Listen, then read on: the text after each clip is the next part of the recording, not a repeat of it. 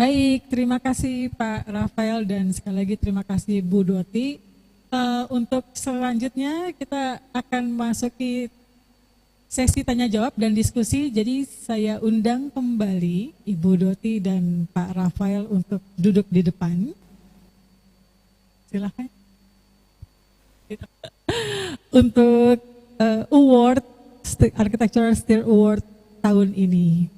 Ya, terima kasih sekali lagi untuk semua yang sudah duduk di sini. Jadi ini akan seru sekali ya teman-teman ya. Kita akan ada satu award lagi dan sebetulnya profesi arsitek sangat berterima kasih kepada produsen yang mengadakan sayembara atau mengadakan award karena itu menjadi ajang yang sangat baik bagi arsitek untuk exercise, kemudian untuk menguji kembali karya-karyanya di depan juri, juga sebagai bahan refleksi bagi arsitek apa yang sudah dibuat ke tengah-tengah publik, kemudian juga sebagai exposure bagi profesi arsitek, apalagi kalau ini akan dibawa ke ranah internasional. Itu Pak Irfan. Nah, kalau boleh cerita sedikit Pak Irfan, di Indonesia ini udah yang ketiga ya Pak? Udah yang ketiga. Tahun ini berarti yang keempat ya, udah tiga kali. Udah tiga kali dan ini yang keempat. Ini yang keempat, betul Bu. Nah, boleh diceritakan sedikit perjalanannya dari waktu ke waktu, perkembangannya bagaimana Pak? Ya, terima kasih sekali lagi. Terus terang ini juga suatu kehormatan untuk BlueScope bisa lebih dekat lagi berpartisipasi gitu ya, untuk bisa membantu rekan-rekan arsitek juga memberikan wadah gitu untuk bisa menunjukkan kepiawaiannya gitu ya dari sisi desain, inovasi gitu. Ini juga suatu kesempatan yang luar biasa, apalagi kerjasama yang sudah terbentuk selama ini juga dengan IAI. Terima kasih juga dukungannya. Jadi memang platform ini berkembang, berevolusi terus gitu ya. Sejak pertama kali di launch itu tahun 2017 kalau nggak salah ya, saya harus cross check ke Bu Monica nih yang sudah lebih lama, 2017, 2019 ya, 2019 dan sempat vakum waktu itu. Akhirnya kita sekitar 3 tahun yang lalu lah kita mulai bicara lagi untuk bisa kita aktivasi lagi yuk gitu. Kita engage lagi juga dengan teman-teman IAI gitu, dan juga kali ini kita bikin beda dong gitu, kita bikin beda, gimana nih caranya gitu. Terus terang dari sisi saya nih sebagai marketing gitu ya, saya tuh pengen cari diferensiasinya apa sih gitu. Oke lah, kompetisi-kompetisi gitu itu udah sering ada. Terus saya pikir gimana kalau kita eskalasi ke tingkat regional gitu. Sekaligus kalau buat dari saya marketingnya gitu ya, poin marketingnya kan BlueScope tuh bukan perusahaan lokal nih. Terus terang pressure-nya adalah nih makin banyak kan pemain-pemain baru yang main domestik, yang umurnya baru 5 tahun tapi udah berani bilang katanya garansi saya 30 tahun, 40 tahun gitu. Saya juga bingung gitu ya. Jadi gimana nih caranya nih? Makanya kita coba, ayo dong kita upscale kegiatan ini yang toh positif responnya, kita bawa ke ASEAN. Paling nggak kita bisa nunjukin gitu bahwa kita nggak cuma di Indonesia gitu ya. Terus juga bahkan di kompetisi tahun 2024 itu pemenang-pemenang ASEAN-nya juga dibawanya ke Australia gitu ya. Untuk juga tunjukin lagi dong gitu kan. Kita juga bukan cuma di ASEAN gitu, kita juga ada di Australia. Itu kita coba eskalasi terus gitu. Dan ternyata juga dapat apresiasi yang cukup baik gitu. Saya nggak tahu persis jumlah submission di tahun 2017 dan 2018, tapi yang jelas tahun lalu itu udah cukup baik sebetulnya, di atas 50. Itu juga sebetulnya ada beberapa ya submission yang ya Pak Firman juga terlibat waktu itu ya, yang nggak lolos inilah screeningnya gitu, karena submissionnya kan ada beberapa syaratnya gitu ya, data-data yang disampaikan. Nah ini juga sekalian pesan buat teman-teman arsitek, kumpulin lagi deh gitu, submit lagi dengan data-data yang lebih lengkap gitu. Dan tahun ini harapan kita tadi, mudah-mudahan angkanya nggak sembarang sebut aja, kita double yuk gitu, bisa 100, itu jadi aspirasi kita gitu ya, supaya bisa lebih di kancah ASEAN-nya nih terutama. Ya Pak Rafael nanti bisa cerita gitu ya, apa sih feedbacknya gitu yang kita pelajari pada saat penjurian di ASEAN gitu. Itu menarik gitu, yang saya dengar sendiri juga waktu tahun lalu Indonesia diwakili Pak Apep nggak hadir ya, Pak Apep sebagai juri ASEAN perwakilan Indonesia, banyak sekali feedbacknya. Itu ternyata ada poin-poin yang masih bisa kita improve dari BlueScope dan juga dari teman-teman arsitek gitu. Mudah-mudahan tahun ini dengan feedback itu kita lebih joss lah gitu, lebih joss dari sisi submission, segala macam story behind. Kalau nggak salah itu ya Pak Rafael ya. Jadi story behind the design itu memang barangkali itu adalah yang sangat kuat kalau dari pemenang-pemenang ASEAN tahun 2024 gitu ya. Nah ini barangkali yang kita coba, yuk pasti kalau saya udah berkumpul dengan teman-teman arsitek yang imajinasinya luar biasa gitu, kreativitasnya, apalagi kalau dibarengin dengan cerita di belakangnya gitu, kisah di belakangnya. Kalau saya boleh cerita sedikit, masih ada waktu ya, kepanjangan saya jawab satu pertanyaan nih.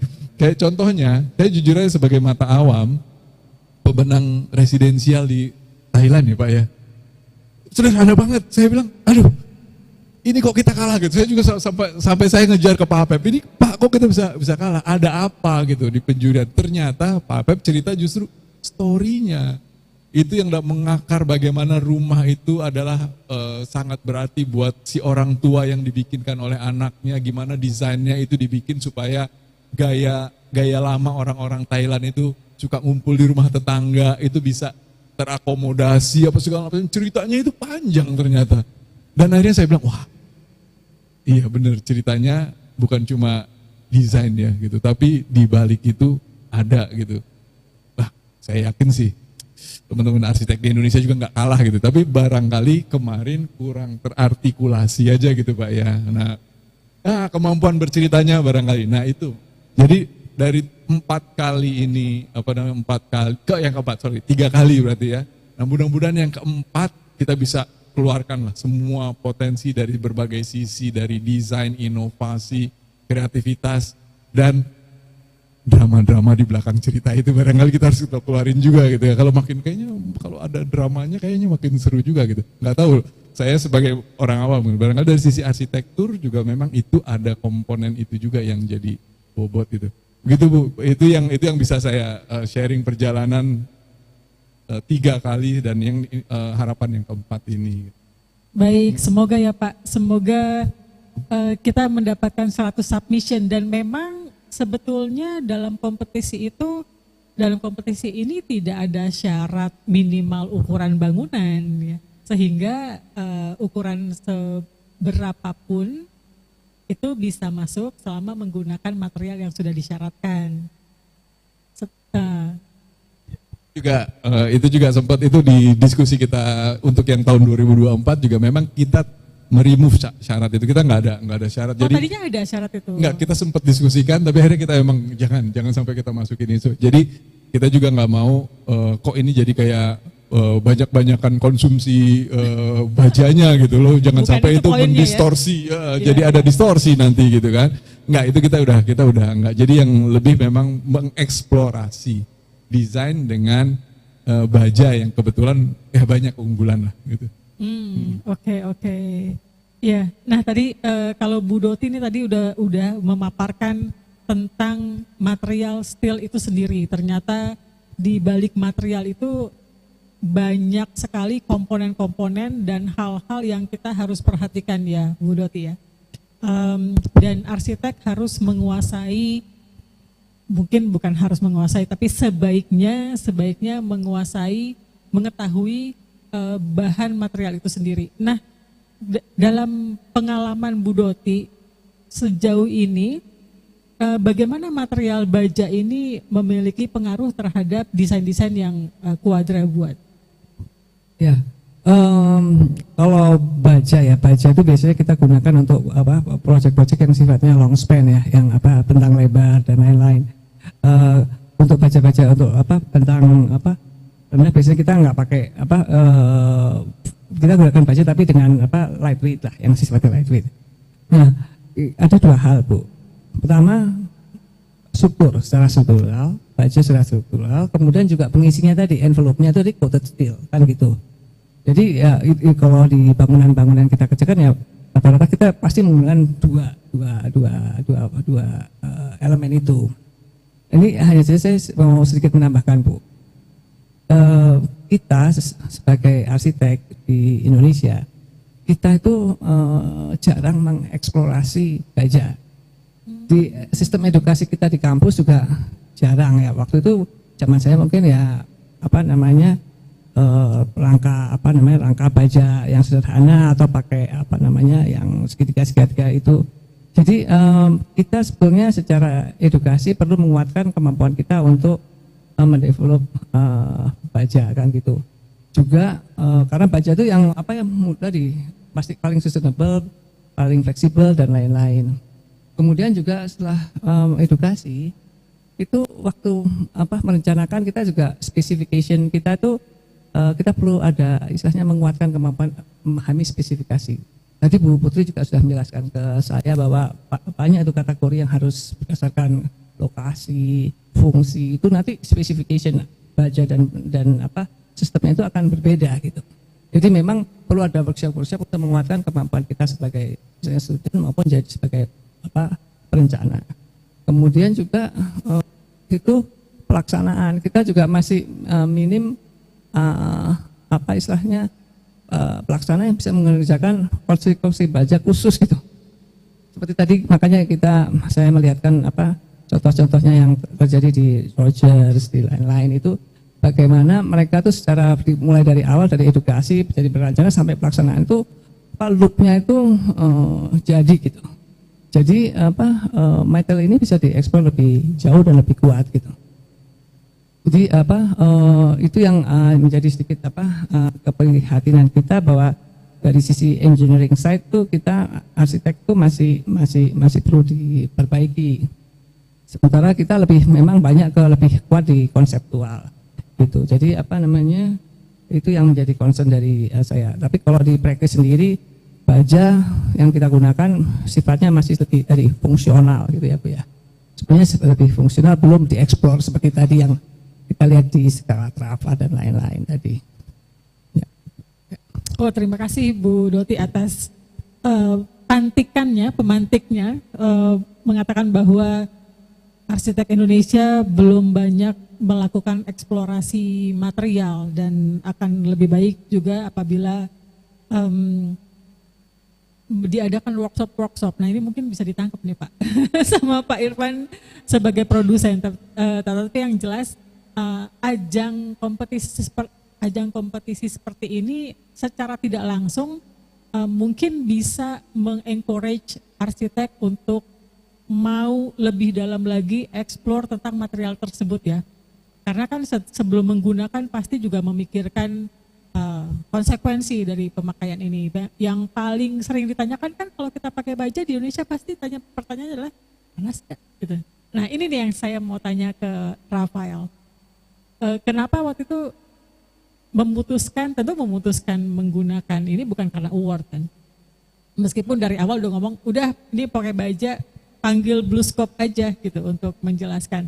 Nah, apa aja pertimbangan ketika memutuskan untuk menggunakan material ini? Padahal Abodai tadi dibilang bahwa Abodai sebetulnya bahasanya lebih banyak menggunakan bahasa beton. Oke, Mbak Imel, sebenarnya ya persepsi menggunakan baja sebagai material itu selalu dirasakan lebih mahal daripada beton dan itu membuat konsepsi menggunakan baja menjadi satu hal yang punya resistensi.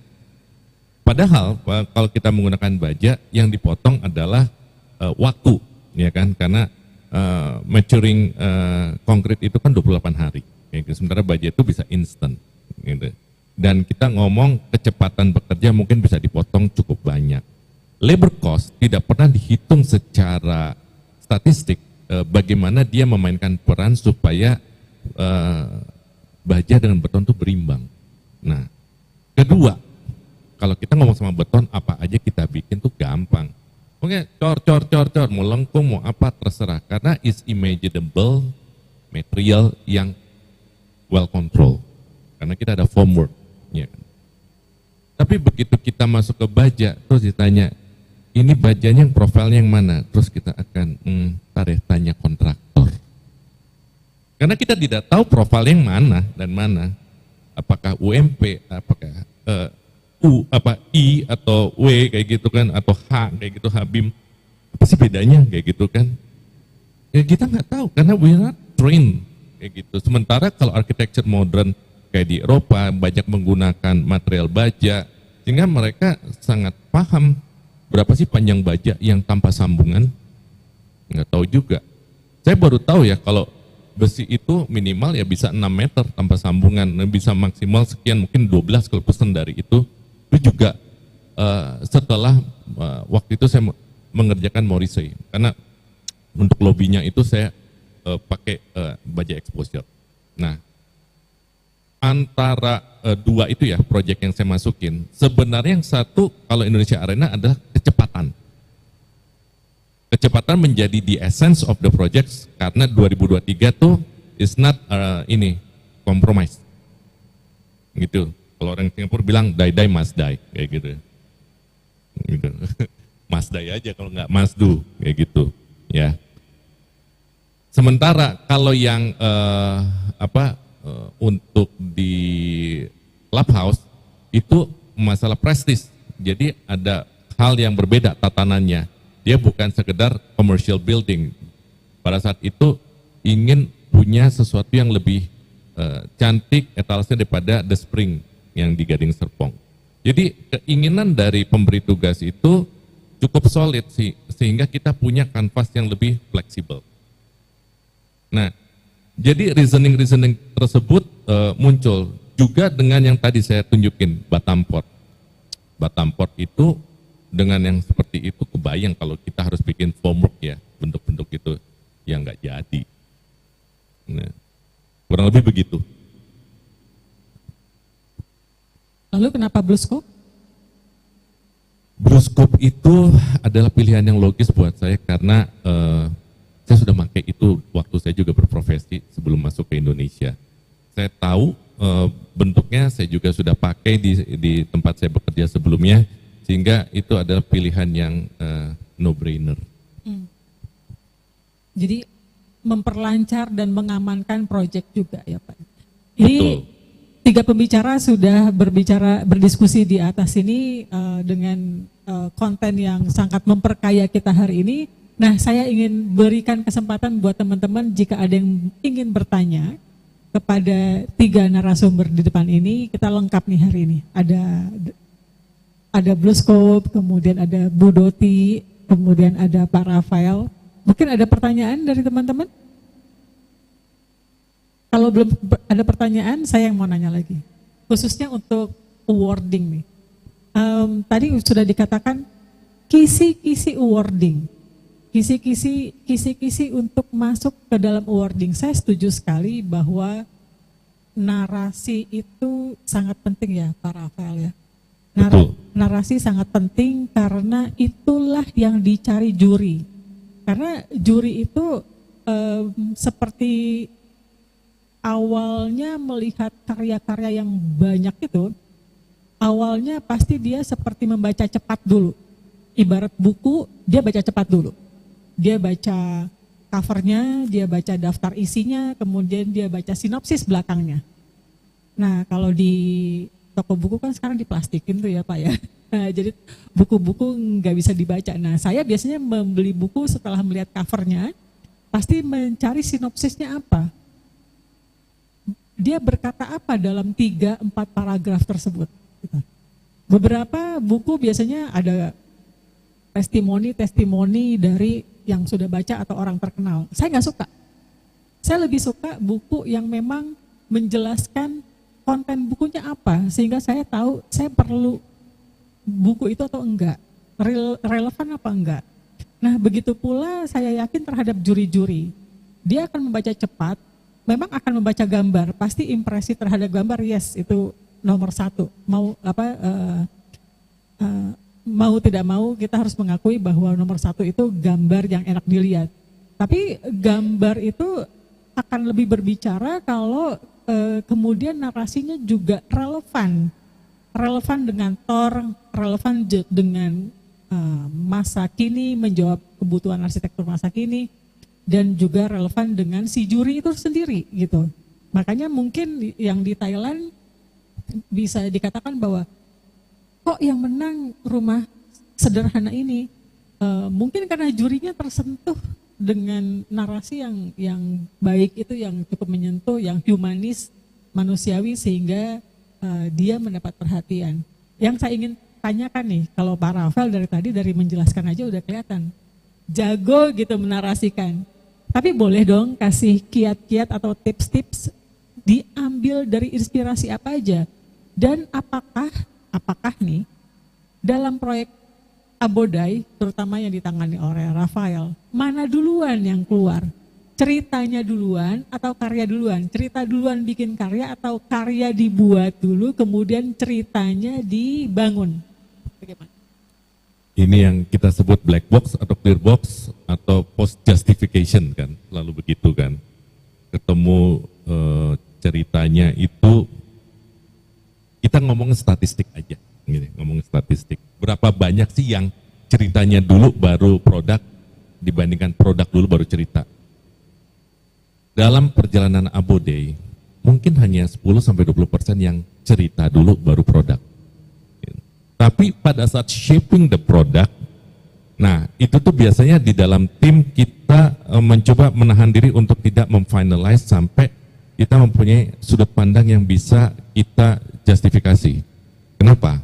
Kenapa harus begitu? Jadi pertanyaan itu selalu muncul gitu sampai kita merasa oke, kita hit equilibrium antara apa yang kita suka dengan apa yang kita bisa share, apa yang kita bisa justifikasi. Kenapa? Karena gini, pada saat kita punya cerita ya, membuat desain. Kalau kita punya itu di awal, apapun itu menjadi menjadi sah, ya sesuatu yang kita anggap aneh gitu, ini nggak perlu, tapi karena ceritanya membutuhkan itu, jadi kita masukkan. Saya pernah bikin satu proposal untuk bangunan komersial di dekat kawasan Malioboro, disebutnya Ndalem Malioboro, kayak gitu kan. Ceritanya sebelum produk itu kita sudah bilang gini, urban fabric dari Malioboro ingin dimasukkan ke dalam komersial di lantai 1 dan 2. Sehingga dia adalah ekstensi dari fabric kotanya di situ. Kita harus masuk ke bagian komersial itu seolah-olah sebenarnya kita masuk ke bagian klaster-klaster yang belum disentuh, ada gangnya dan sebagainya, tapi di atasnya itu adalah apartemen ya atau hotel lah, terserah kayak gitu ya. Nah, konsepsi komersialnya ini yang menjadi ekstensi dari urban fabricnya Jogja itu benar-benar saya aplikasikan. Dan itu tuh saya berdiskusi dulu dengan si marketingnya yang membawa saya untuk mendapatkan esensi ini gitu. Dan itu enak, kenapa? Akhirnya apapun yang kita lakukan di 2 lantai pertama itu dalam konteks Jogja, materiality, vernacularity, itu bisa jadi sangat seru. Nah, akan tetapi kalau kita hanya membuat satu commercial mix justru di situ, kita akan capek. Ini ngedekornya, ngedress up-nya. Nah, itu bedanya. Narasi memberikan nyawa, memberikan nafas panjang. Tapi kalau produk, kita akan capek untuk melihat dan keliling sampai kita mendapatkan justifikasi. Oh, oke. Narasi akan memberikan nyawa, nafas yang lebih panjang. Keren banget kata-katanya. Emang lo jago emang nyari kata. Saya dulunya marketing, baru jadi arsitek. Marketing, oke. Nah, sedikit pertanyaan lanjutan. Tapi teman-teman silahkan kalau ada yang mau bertanya akan saya berikan kesempatan. Belum? Sedikit lagi. Nah, setelah mendapatkan narasi nih, tadi kan dikatakan bahwa yang punya narasi di awal cuma 10%, berarti 90% produk dulu, baru diciptakan narasinya. Jadi berarti merancang arsitektur itu sebetulnya sangat rasional, sangat logis, baru kemudian narasi bisa mengikuti logika tersebut. Pertanyaannya, ketika ini sebagai tips lagi nih untuk masuk ke dalam award. Ketika memasukkan ke dalam award ini, awalnya biasanya kan mungkin didapat tema dulu ya kali ya. Tema untuk yes, ini temanya akan dibawa cerita ke sini. Nah, selanjutnya cerita itu dibangun seperti apa? Apakah dibangun untuk merespon tornya atau dibangun untuk melihat jurinya? Mana yang dipakai? Wah, itu artinya kalau merespon jurinya artinya kita dengan sadar akan memasukkan ini sebagai competition material ya. Padahal sebenarnya itu tidak kayak gitu. Tapi banyak yang banyak arsitek yang melakukan itu, mengikuti sayembara atau mengikuti award, melihat jurinya dan membangun narasi karena jurinya. Ini bukan ya? Oke, silakan diceritakan. Jadi sebenarnya gini, Bude itu sangat jarang ngikutin open competition, gitu ya. Our main market itu lebih kepada private sector, commercial, ya gitu. Sehingga kalaupun ada kompetisi itu adalah by invitation yang kita dengan sadar masuk, karena memang kan setiap kompetisi itu butuh effort sebulan penuh untuk membangun sebuah produk inside out kayak gitu. Nah, sehingga kami tidak ada wacana bahwa apa yang kami bikin itu untuk memenuhi satu selera atau satu genre tertentu. Enggak, kita tuh bisa sangat eklektik, kita bisa sangat pada saat ini lengkung, besoknya box, besoknya lagi mungkin opek kayak gitu ya. Karena makanya kalau saya selalu melihat ya dengan partner saya, kita tidak punya genre apapun, kita tidak punya material jagoan, kita harus punya fleksibilitas yang tinggi untuk kita pakai. Mungkin pada tahun ini keluar warnanya orange, tahun depan warnanya putih kayak gitu. It's just a moment gitu. Karena kemudian kita akan terus berevolusi ya. Cuman kembali lagi, pada saat kita berproses gitu, anggap aja kita tidak punya cerita kayak gitu ya. Dan katakanlah bikin sebuah sekolah, kebetulan kita baru membuat sebuah institusi pendidikan kayak gitu ya. Yang kita cari adalah kita akan melakukan telaah si pemberi kepada background si pemberi tugas, kepada situasi yang dibangun. Ya, jadi itu tuh kemudian atau corporate culture dan sebagainya. Itu kemudian yang kita kalibrasikan terhadap misalnya benchmark beberapa institusi pendidikan yang sudah ada. Kenapa satu produk itu menjadi begitu excellent-nya? Kenapa mereka bisa memberikan satu justifikasi kepada produknya? Itu yang kita benchmark. Kemudian kita akan step back dulu. Ini kita mau apa? Dengan gitu kita nggak perlu maju-maju dulu. Bahkan kalau perlu kita mundur 2-3 langkah untuk melihat dari jauh. Kacamata bird eye kita tuh harus dipakai untuk benar-benar mempunyai objektivitas yang tinggi terhadap apa yang akan kita hasilkan. Oke. Ada pertanyaan sampai sini? Yes. Oh, Pak Gede nih. Mau nanya ke Pak Rafael kayaknya.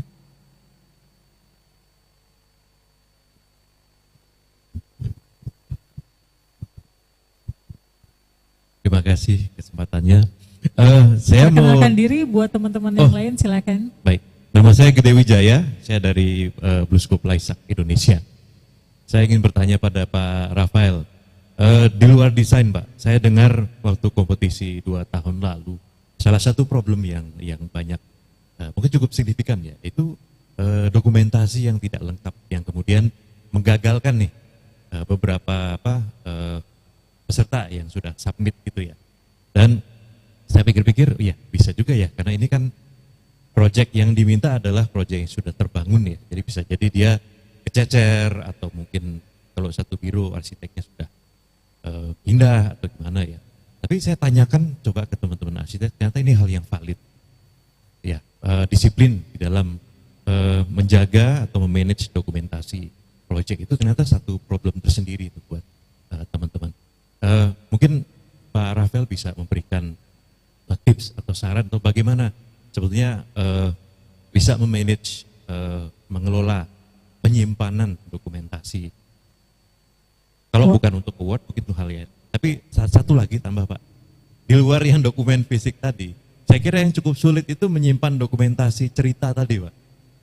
Kalau bukan personnya langsung yang bercerita itu, tentu saya pikir nggak bisa sama ya ketika orang lain yang cerita. Itu saja, terima kasih. Wah, pertanyaannya bagus sekali. Silahkan Pak Rafael langsung dijawab. Terima kasih Pak Gede. Mungkin saya cuma bisa bercerita bagaimana kami berpraktek ya. Pak Budi sudah mengeluarkan 2 buku, Firmitas yang kedua dan F-Book yang pertama. Sebenarnya membuat buku memaksa kami melakukan dokumentasi yang teratur. Dan tahun depan kami semoga bisa, kami akan mengeluarkan buku ketiga. Ya. Karena menurut kami catatan perjalanan berarsitektur kami itu penting menjadi legasi nggak cuma buat kami tapi juga ya arsitektur Indonesia pada umumnya gitu ya. Nah, kami itu berdua, saya dengan Ari, dibesarkan dengan sadar bahwa pada satu titik arsitektur itu is all about impression. Satu foto kamera itu kita nggak tahu di belakang kanan kirinya apa. But satu frame itu akan bercerita banyak kayak gitu ya. Entah fasad, entah detail. Nah, dan itu akan memberikan satu tarikan terhadap si arsiteknya. Dokumentasi itu. Dokumentasi itu sebuah investasi. Karena dia akan umurnya panjang. Sampai kapanpun foto yang kita ambil akan memberikan leverage track record kita. Nah, itu adalah culture yang kita bangun. Makanya kalau kita di server Abode ya, ada selalu ini tuh dokumen, gambar, progres, presentasi, terus foto jadi dan sebagainya itu sudah teratur. Karena apa? Kalau kita taruh di satu master itu aja belum tentu akan rapih gitu. Tapi kalau kita taruh per project tuh ya mau nggak mau kita harus tahu ini di sana siapa yang ngambilnya. Dan kita juga rajin ya karena untuk melakukan itu saya harus kenal dengan fotografer-fotografer yang keren, salah satunya Mas Sony yang kita juga berkolaborasi di situ. Ya.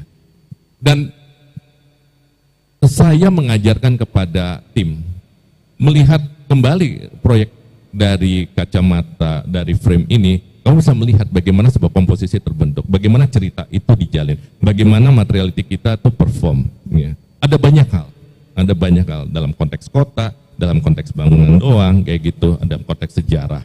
Nah sehingga kami kembali lagi, ini adalah satu culture yang dibangun dan catatan-catatan kayak dokumentasi, drawing itu juga masih terus untuk rapih per project di server kami gitu ya sehingga dan kami selalu archive ya kalau sudah sekian puluh tahun gitu kayak 10 tahun yang pertama udah kami archive dan tidak akan kami buang kayak gitu aja karena itu penting buat kami. Itu harta karun. Oke, jadi dokumentasi itu harta karun teman-teman, tinggal kedisiplinan untuk menyimpan, mengatur dan mengkategorikan itu. Mengkategorikan itu dan itu apalagi dalam arsitektur, dalam berproyek iterasinya banyak sekali ya. Betul, betul. Dan Ari dan saya waktu itu masih sempat pokoknya setiap kali selesai, oke kita tulis write up-nya apa kayak gitu. Dan itu kemudian sekarang di level bawahnya ada Agi, ada Seto yang kemudian saya paksa untuk berdokumentasi dan bercerita dan menulis gitu kan. Dan ini adalah praktisnya mereka. Oke, wah ini dapurnya Abode dibuka nih hari ini. Nggak apa-apa lah, nggak apa-apa. Untuk sharing, untuk kemajuan arsitektur bersama ya. Tadi bicara ngomong-ngomong soal foto, saya juga baru tahu nih sedemikian detailnya persyaratan dari Blue Scope Award ini, Architectural Style Award ini. Salah satunya adalah, bukan salah satu, salah dua, gambar yang lengkap, kemudian foto kalau awalnya minimal 30 ya. Wah itu luar biasa, karena kalau 30 itu, iya, akhirnya di reduce jadi 10 kan, di reduce jadi 10 itu udah cukup buat bikin buku. Jadi kemudian fotonya harus 300 dpi. Ini biasanya Kalau beberapa kali kita studio kami itu diminta untuk membuat buku award. Nah, buku award atau buku award kan yang terbangun kan buku award. Nah, biasanya kalau kita dilibatkan dari awal, kita wanti-wanti setengah mati, kita wanti-wanti. Tolong kalau emang ini mau dijadikan buku, maka persyaratan dari awardnya itu adalah harus difoto dengan baik, usahakan difoto oleh fotografer profesional, kemudian bahkan angle-angle-nya itu sudah diarahkan untuk tidak distorsi, kemudian bukan hanya secara grafis baik, tapi secara arsitektural itu jelas dan bercerita fotonya. Dan kemudian juga harus 300 dpi minimal sekian puluh megabyte gitu. Nah ini udah, ternyata maka dari itu saya jadi ngeh, oh pantesan saya lebih mudah membuat bukunya yang sekarang ini. Jadi itu persyaratan yang baik sekali. Saya rasa mungkin karena awalnya di luar dulu udah begitu kali Pak ya. Silakan. Sebenarnya mengenai buku ini juga masukan dari teman-teman arsitek juga gitu. Makanya ini hasilnya gitu yang kita introduce juga hari ini ya. Buku ini akan jadi arsip nantinya, jadi arsip yang jadi saksi gitu. Jadi konten estetiknya itu harus benar-benar dapat gitu. Okay. Jadi itu yang memang juga jadi salah satu, akhirnya jadi salah satu prasyarat ya, karena kita bukan cuma melihat bagaimana ini nanti menang gitu misalnya sampai ASEAN, tapi nantinya kan kita harus pastikan teman-teman arsitek juga punya kebanggaan sendiri ya kalau ini di highlight terus gitu, terus juga jadi salah satu arsip bahwa desainnya itu pernah dapat recognition. Betul sekali. Saya juga ingat banget, justru saya mengenal Bluescope dan Bluescope Award ini ketika saya sekolah di Melbourne 2000, jadi ketahuan umurnya ya, tahun 2000 masih sekolah. Tahun 2000 di situ kan setiap tahun ada award ini dan bukunya atau publikasinya itu beredar. Kita belum pernah ketemu arsiteknya, juga belum tahu proyeknya, tapi melalui publikasi buku yang ada di toko buku itulah kita jadi tahu gitu karya-karya arsitek Australia khususnya yang menang di award Bluescope. Jadi senang sekali kemudian award itu bisa datang juga ke Indonesia dan ini sudah keempat kalinya. Nah saya pengen tahu nih sebelum kita menutup dan mau buka puasa, saya pengen tahu kalau menurut Pak Bugar tetap sebagai Ketua IAI Nasional, mumpung ada di sini jarang-jarang kan, sebagai Ketua IAI Nasional, apa sih yang diharapkan oleh IAI sehingga punya kerjasama yang baik dengan produsen untuk award ini? Apa harapan dari teman-teman arsitek dan juga apa harapan dari kerjasama ini terhadap impactnya terhadap arsitektur Indonesia? Wah ditodong. Ya Mbak Imel, teman-teman para narsum, sebetulnya simpel sih Bu, karena gini, kalau kita lihat arsitek kita tuh tidak kalah hebat ya dengan arsitek-arsitek di luar. Kalau kita sering datang ke misalnya di Coronation ya, di Singapura, Malaysia sama Thailand gitu, atau bahkan di level Arkasia pun gitu. Cuman itu kita kurang publikasi gitu. Kurang publikasi. Dan memang IAI tidak mungkin melakukannya sendiri. Ada upaya itu memang ya. Kita juga baiknya juga sudah beberapa kali juga ya menerbitkan juga. Namun memang dengan semua keterbatasan saya rasa kerjasama ini makin banyak, makin sering, makin baik gitu ya. Jadi publik bisa melihat ini loh produk desain arsitek Indonesia itu gitu. Dan ketika kita tercengang-cengang kemarin di Arkasia ya, waktu di Kolombo gitu, ternyata nggak jauh-jauh juga sama desain teman-teman gitu. Jadi ini memang menurut saya ini pintu masuk dan keluar ya untuk bisa mengamplifikasi kehebatan teman-teman di Indonesia. Itu sih harapannya, mudah-mudahan ke depan lebih sering ya Pak Ivan ya. Terima kasih. Dan semakin lama semakin banyak dan semakin baik lagi kolaborasinya ya. Nah ini bicara publikasi memang kita mau nyambung, pas banget waktunya. Memang sudah waktunya kita menyambung ke acara berikutnya yaitu book launch atau peluncuran buku dari Architectural Style Award ini yang tahun 2024. Bukunya ada di pangkuan saya. Dan kebetulan karena kami yang dipercaya untuk menyusunnya, terima kasih Pak Irfan dan terima kasih Bu Monika. Saya special thanks juga buat Ibu Lauren nih yang proofreading, membaca kata tiap kata, gambar tiap gambar, bolak-baliknya sampai berbulan-bulan sehingga kita bisa launching hari ini. Jadi isi buku ini adalah para pemenang dan serta komentar juri, dan komentar juri itu kami wawancara satu persatu.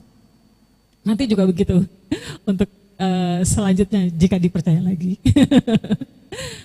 Jadi kita wawancara ulang masing-masing juri untuk mengetahui, menggali apa sebetulnya yang mereka cari, apa yang mereka lihat, dan apa yang mereka dapatkan dari proyek-proyek finalis dan para pemenang di sini.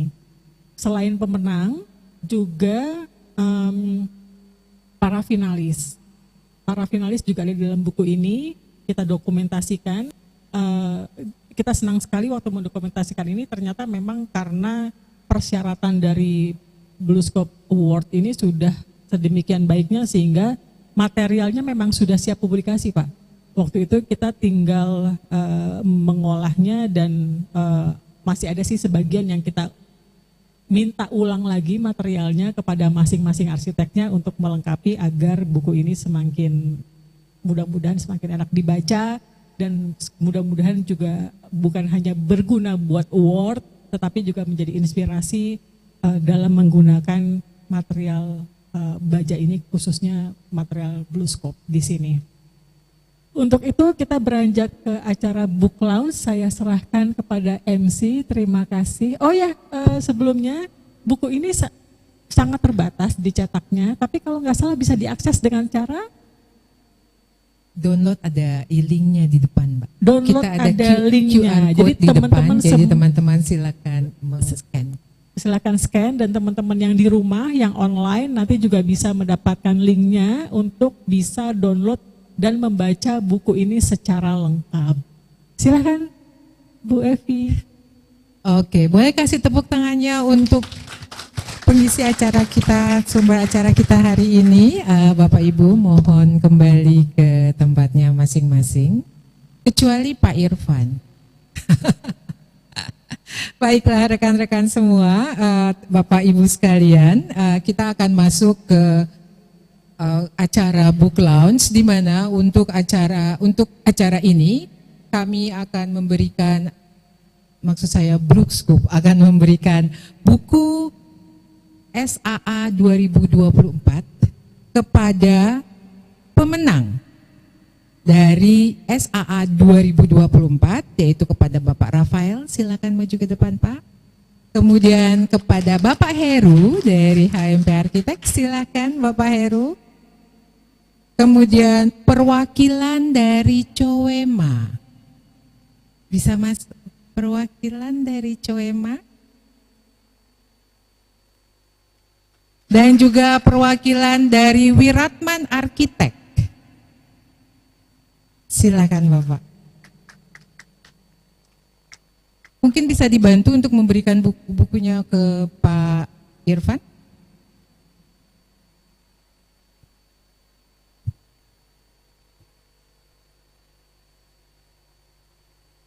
Silakan Pak. Ya, silakan.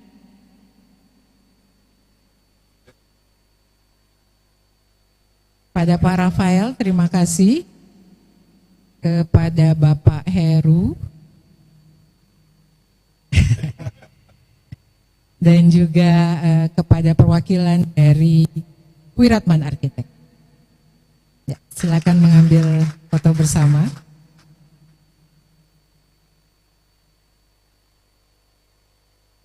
Oke, untuk selanjutnya mohon perwakilan dari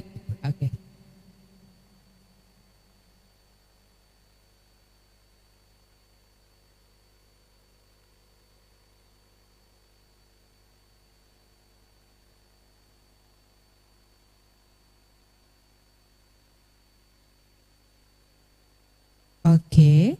Selanjutnya kami mohon Bapak Bugar, Ketua IAI Nasional, mewakili IAI Nasional untuk menerima buku dari Bapak Irfan. Bapak Irfan, mohon.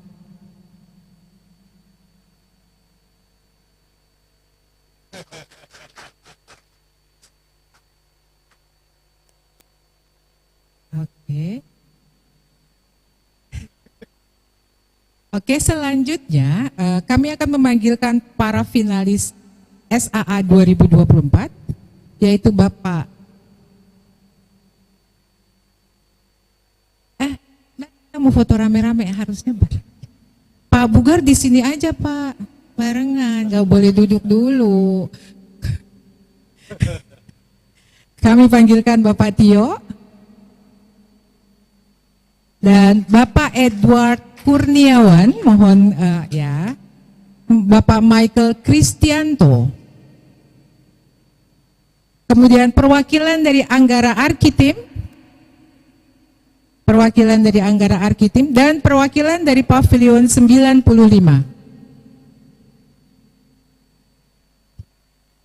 Silakan perwakilan dari Pavilion 95 untuk menerima buku dari Bapak Irfan.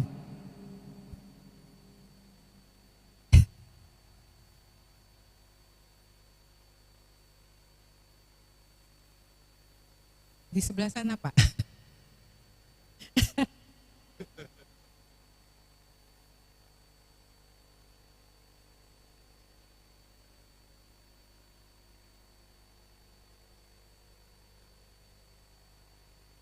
Sudah. Dan untuk selanjutnya, kami mohon para juri SAA 2026 juga akan menerima buku Indonesia Steel Architecture Award 2024. Kepada Bapak Firman, silakan maju ke depan. Ibu Doti, mohon maju ke depan. Ibu Diah atau Ibu Putri. Dan perwakilan dari Bapak Ignes, mohon maju ke depan untuk menerima buku dari Blue Scoop. Ya, silakan Bapak.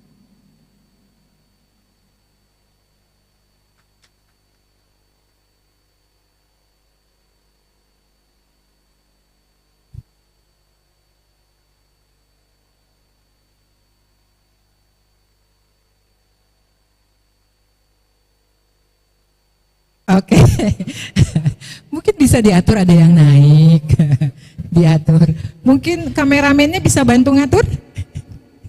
Enggak.